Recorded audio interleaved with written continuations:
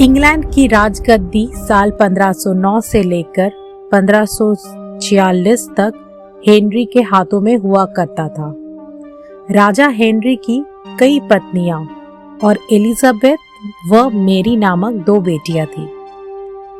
इनमें से मेरी राजा की पहली पत्नी की बेटी थी।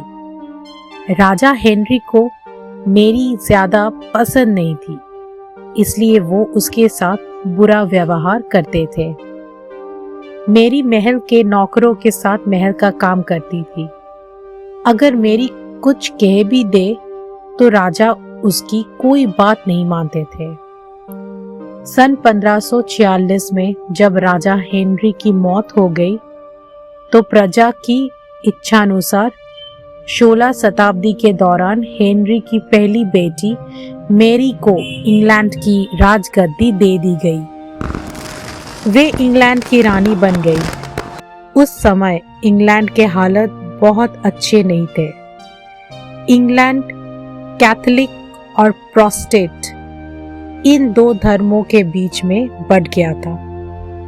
उस समय दोनों धर्मों के लोगों के बीच जंग छिड़ गई थी।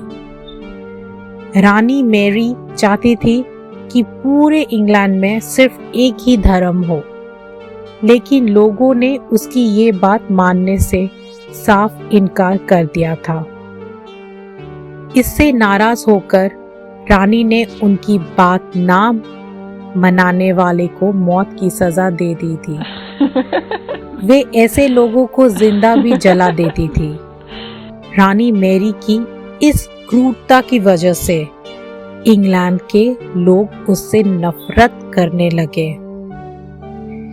ऐसा भी कहा जाने लगा कि रानी मैरी कुंवारी जवान लड़कियों के खून से नहाती थी।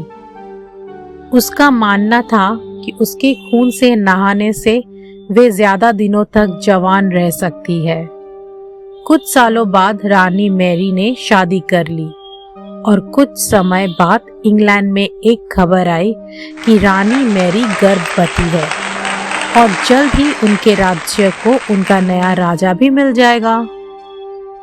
इस बात से हर सभी खुश हुए, लेकिन उस समय रानी मैरी के साथ बहुत ही अजीब घटना हुई। उनके गर्भ से किसी भी बच्चे का जन्म नहीं हुआ, बल्कि कुछ ही महीनों के बाद रानी मैरी का पेट फिर से सामान्य हो गया।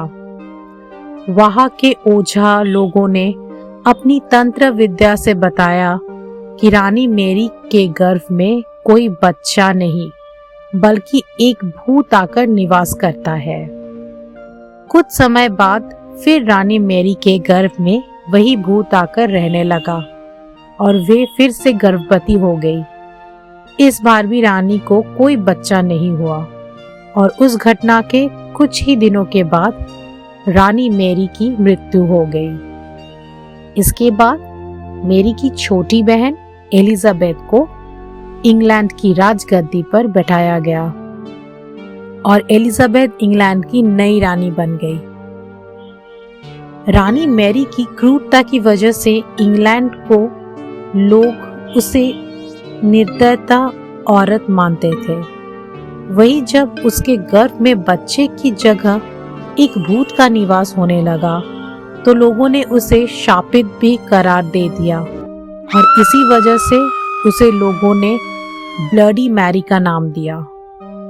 ये कहानी से हमें ये सीख मिलता है दोस्तों, ब्लडी मैरी की कहानी हमें ये सीख देती है कि अपने निजी विचारों व सोच को लेकर दूसरे लोगों पर दबाव नहीं बनाना चाहिए। शांति और करुणा से लोगों का ख्याल रखना ही मनुष्य का धर्म है।